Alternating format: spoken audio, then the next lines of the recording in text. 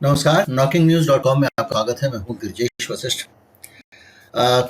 कुछ वीडियो हो सकता है आपको नियमित रूप से ना मिले, लेकिन मेरी कोशिश है कि जब भी कोई खबर हो तो आपसे छूटे ना, और कोई विश्लेषण हो तो वो उस पे आप कमज़ोर ना पड़े।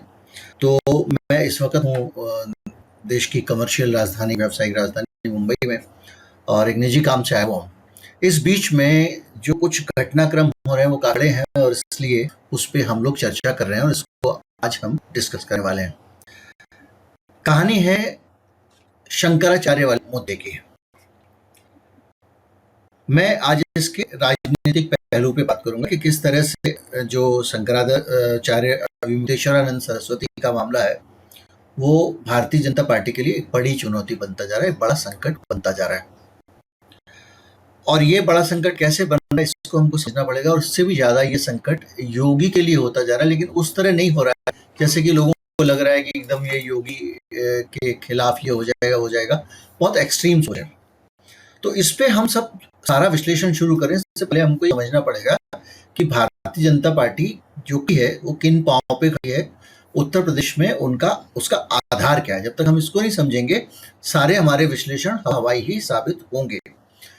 भारतीय जनता पार्टी ने जब चुनाव जीता 2017 में, तो अभी पहली चीज तो ये कि अब अगले साल 2027 में चुनाव फिर से हैं, तो इसलिए उसके लिए ये इक्वेशन बहुत मायने रखते हैं।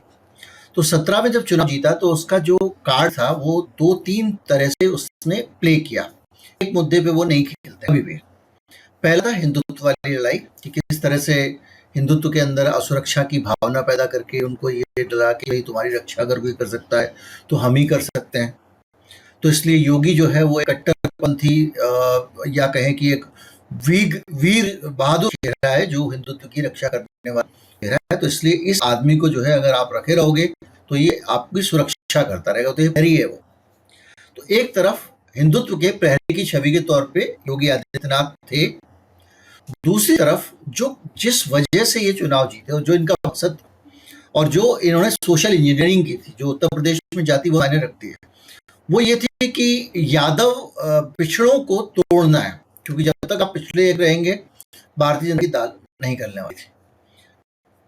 तो पिछड़ों को के लिए उन्हें जो सोशल इंजीनियरिंग की वो की, यादव बनाम गैर यादव पिछड़े। तीसरा एक बड़ा अहम फैक्टर था वो ब्राह्मण फैक्टर था। ब्राह्मण वोट जो है वो काफी मायने उत्तर प्रदेश में इस तरह से रखते हैं क्योंकि वो ओपिनियन बिल्डर क्लास है। इसलिए आपको याद होगा मायावती ने भी अपनी सोशल इंजीनियरिंग में ब्राह्मणों को साथ में रखा था। तो आप सीन को समझिए। इनको एक ब्राह्मण मामला था, एक मामला था गैर यादव पिछड़ों का, और तीसरा चाहिए था हिंदुत्व का रक्षक। हुआ ये कि केशव प्रसाद मौर्य जो है वो इन्होंने उनको इस तरह से प्रोजेक्ट किया कि जैसे ये अक्सर करते हैं कि भाई हम आपको बनाएंगे मुख्यमंत्री, यानी हम केशव प्रसाद मौर्य मुख्यमंत्री बनाने वाले हैं। तो जो पिछड़े थे गैर यादव उनको ये बताया सारी मलाई यादव खा रहे हैं, क्योंकि तब तक जाति जनगणना नहीं आई थी। तो ये दिखता था कि यादव को बहुत सारे प्रिविलेज मिल रहा है, जहां देखो यादव ही यादव दिखाई दे रहे हैं। ये अलग बात है कि उनकी संख्या बहुत ज्यादा थी इसलिए भी दिख रहे थे, और दूसरा मुलायम सिंह यादव के समय यादवों को एक खास हिस्से में उत्तर प्रदेश के, पूरे उत्तर प्रदेश में नहीं, कुछ ज्यादा अहमियत मिली थी। इसके कारण क्या हुआ कि वो गैर यादवों को ये समझाया गया कि ये पिछड़ों को जो भी प्रिविलेज मिल रहे हैं वो एक खास कम्युनिटी ले जा रही है, उस प्रिविलेज से आप दूर हो, मतलब आपसे छिन गए। तो जब ये बात उनको समझ में आती है तो उसके बाद एक नई चीज शुरू हुई। चीज ये शुरू होती है कि उनको लगा कि भाई केशव प्रसाद मौर्य जो है वो अब हमारे खेवनहार रखते हैं। तो बड़ी संख्या में पिछड़ों ने केशव प्रसाद मौर्य को दिमाग में रख के वोट दिया, और भारतीय जनता पार्टी ने भी संदेश दिया कि भाई ये आदमी मुख्यमंत्री बनेगा। तो जब नतीजे आ गए तो आरएसएस को ये लगा कि हमारी जो खासतौर पे जो आरएसएस की ब्राह्मणवादी राजनीति है उसको लगा कि अगर केपी मौर्य बन जाते हैं तो हमारे लिए थोड़ा सा इक्वेशन गड़बड़ हो जाएंगे, क्योंकि वहां की उत्तर प्रदेश की जो राजनीति है जातिवादी, उसमें ब्राह्मण और क्षत्रियों की भूमिका बहुत ज्यादा है। इस तस्वीर में केशव प्रसाद मौर्य का सारा जो अधिकार था उसको एक तरफ रख के अचानक तस्वीर में आते हैं एक और व्यक्ति भी है, कश्मीर चले गए, उनको अलग रखते हैं अभी फिलहाल इस विश्लेषण में। योगी जी आते हैं और योगी जी को मुख्यमंत्री बना दिया जाता है। लेकिन जो दिल्ली में बैठे हुए हैं वो योगी जी को जानते हैं कि वो ओजपूर्ण व्यक्ति है।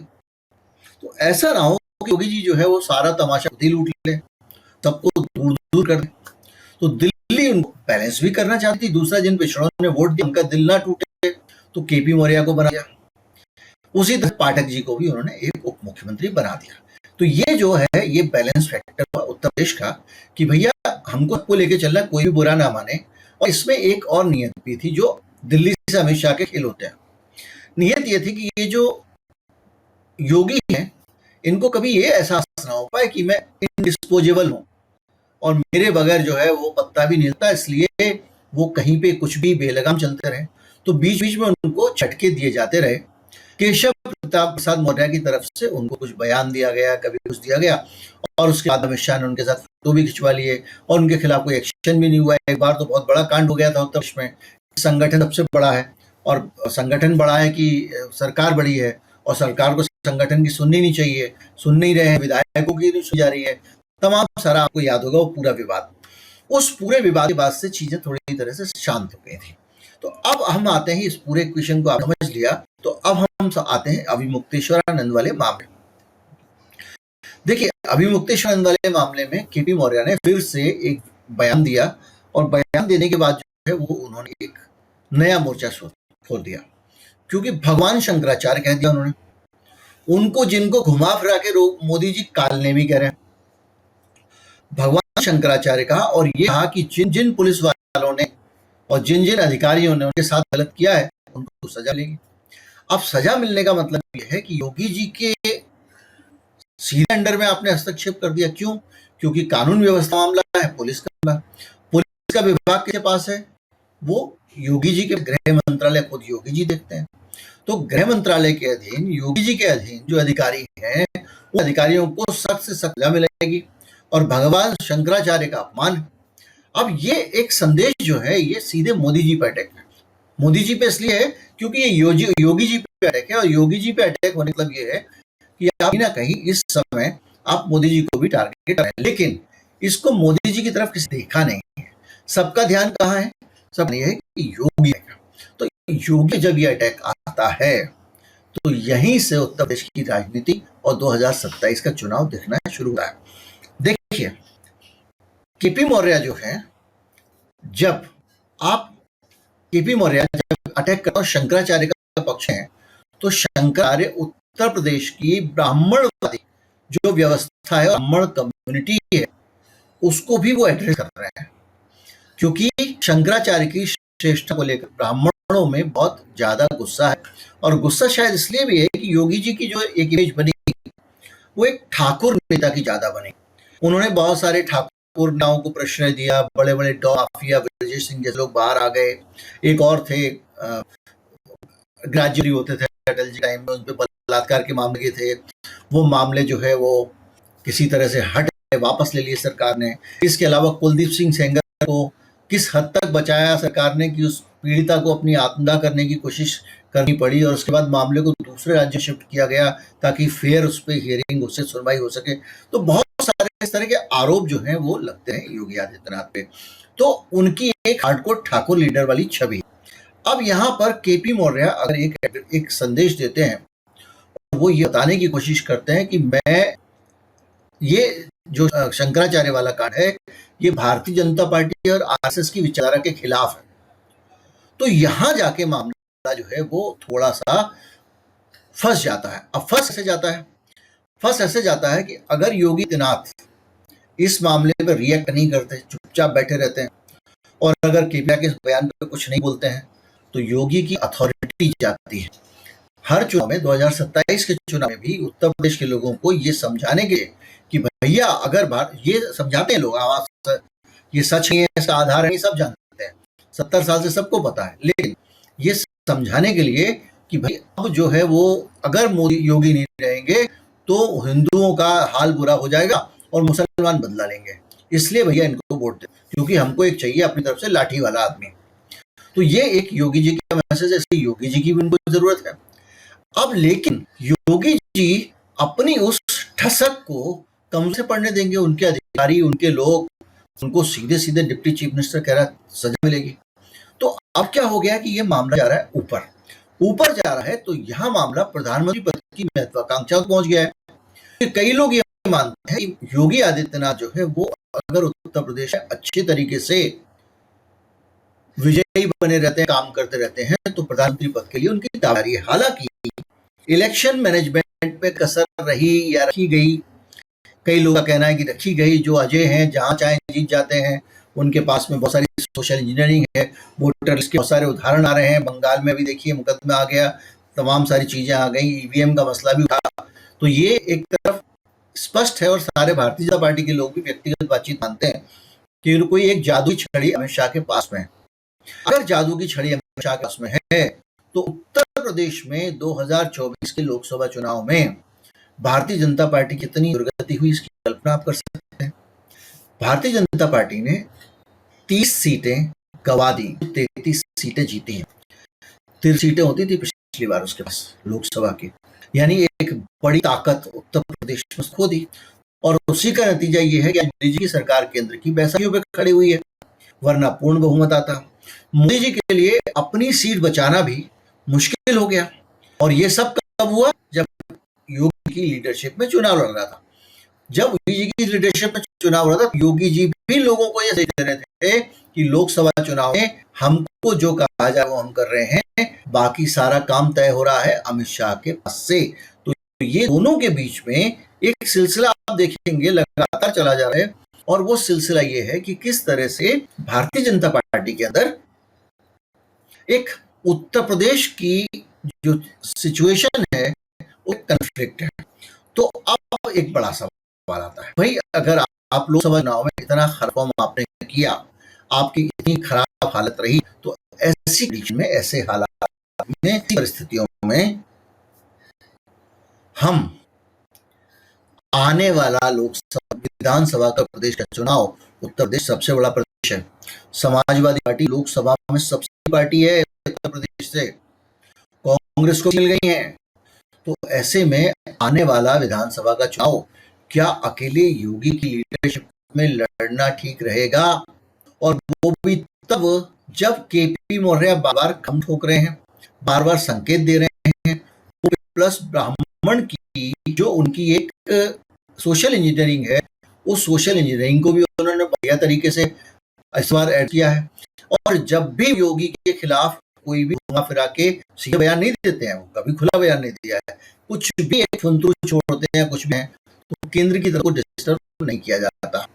केपी मौर्य की बड़ी अच्छी बातें यह है कि वो तो बयान देते समय संयम बरती है, वो विचार में भी पूरी तरह से भारतीय जनता पार्टी के लाइन पे चलने वाला आदमी है। आरएसएस को वो अपना, उनके मन में ये रखा हुआ है कि आरएसएस के आदमी है, और संगठन में भी उनकी एक जबरदस्त जो है उनकी आस्था है, और ये माना जाता है कि संगठन के आगे।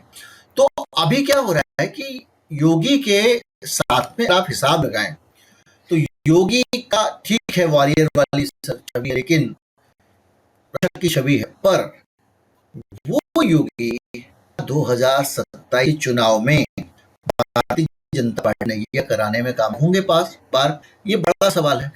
और ऐसे में अगर क्या उनको ऐसे चुनाव हैं कि उनके अधिकारियों को दूर जानती है कि ये अधिकारी योगी के बगैर ये हरकत कर ही सकते थे कि ईशाचार्य को स्नान न करने दें, ये बहुत बड़ा दुस्साहस है। ये तो बीजेपी सरकार है, समाजवादी की सरकार में भी किसी की इतनी हिम्मत नहीं आप कर, यानी योगी का संभव ही नहीं था, क्योंकि शंकराचार्य को माघ मेले में दर्शन न करें तो क्यों?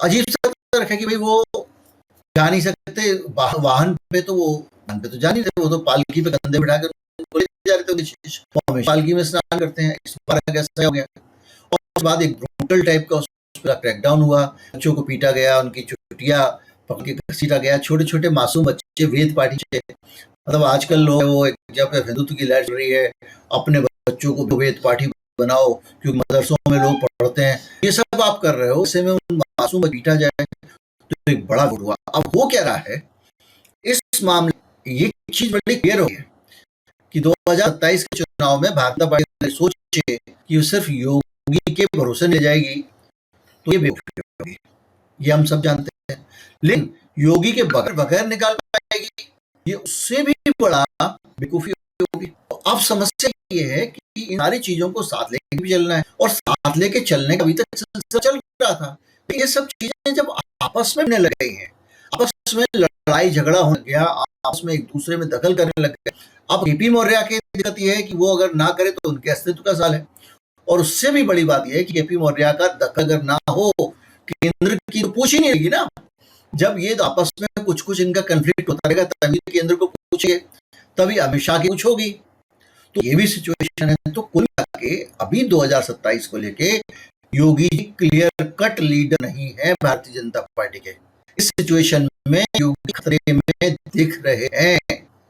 जरूरी नहीं कि उनके लिए अगला चुनाव लड़ा जाए, ऐसा ना हो जैसा शिवराज सिंह के साथ, ऐसा ना हो जैसा यशोधरा के साथ हुआ, कुछ भी हो सकता है। और ऐसी हद में जब ये शंकराचार्य वाला प्रकरण बढ़ता चला जा रहा है, जब ये मामला थम नाम नहीं ले रहा है, जब सनातनी लोग रो रो इंस्टाग्राम वगैरह पे वीडियो डाल रहे हैं कि हमारे साथ, हमारे देखिए बटुकों के साथ ये हुआ, फला उनका हुआ, तो ऐसी सिचुएशन जो बन रही है, ये सिचुएशन एक साफ संदेश दे रही है कि 2007 चुनाव में योगी के पास में कुछ भी आश्वासन देने के लिए ठोस नहीं है जिस पे वो कह सकें कि वो उत्तर प्रदेश चुनाव जिता के ले जाएंगे। लोगों को नाराज कर दिया इस मामले में। वो पहले से भी बहुत सारे जितने मुस्लिम डॉन के ऊपर अटैक हुए हैं, डॉन ब्राह्मण डॉन के ऊपर भी विकास यादव केस, विकास वाला केस, और बहुत सारी चीजें उसको लेकर एक अंदर से गुस्सा है, और वो चीजें लोग भी रहे हैं। और जो डिप्टी चीफ मिनिस्टर है पाठक साहब, वो उसको कंपन नहीं कर पा रहे हैं। तो आपने किया है कि आपकी सोशल इंजीनियरिंग मैंने शुरू में बताया इन चीजों की थी, गिरधा पिछड़ा ब्राह्मण और ठाकुर और वीर रस वाला बीजेपी, तो उसमें आप ये निकले रहे हैं। दूसरा, अगर केपी मौर्य को आप अहमियत नहीं दोगे, उनको ढक्कन कर दोगे, जो गैर यादव पिछड़े हैं वो आपके साथ क्यों रहे? वो कहेंगे भैया छोड़ो यार इनका चक्कर, हम तो वही ठीक थे अखिलेश यादव के साथ में, और अखिलेश यादव के पास पावर भी आ गई है। तो वो चीजें मिला के जो नेता होते हैं, छोटे नेता, वो पावर भी देखते हैं कि भैया कल के दिन हमारा काम कौन कराएगा। तो कमेटी के लोग हैं वो छोटे नेता को भी पावर देख के चुनते हैं कि भाई पावर रहेगी तभी तो हमारे काम आएगा, पावर का बड़ा महत्व है। तो ये पूरी सिचुएशन एक अपने आप में ऐसी बन गई है जिसमें अब कम समय में योगी जी को साबित करना है कि वो अगला चुनाव जीत पाएंगे, क्योंकि लोकसभा चुनाव में उन्होंने जिस तरह के रिजल्ट दिए उसके बाद उनके ऊपर सवाल ही सवाल हैं। तो ये जो प्रकरण है पूरा शंकराचार्य वाला, ये प्रकरण जितना जा हवा दिया जाएगा उतना योगी जी कमजोर पड़ेंगे। प्रधानमंत्री पद के लिए उनकी दावेदारी कमजोर होगी। मुख्यमंत्री के तौर पे भी 2027 में उनकी लीडरशिप संदिग्ध बनेगी। इसलिए शंकराचार्य वाला मामला योगी के लिए परेशानी का लगा सबब बनता जा रहा है, और ये परेशानी बढ़ती जा रही है। उम्मीद करता हूं आपको विश्लेषण समझ में आया होगा, अच्छा लगा होगा। लोग पहुंचाएं, चैनल को सब्सक्राइब कर लें। नमस्कार, जय हिंद।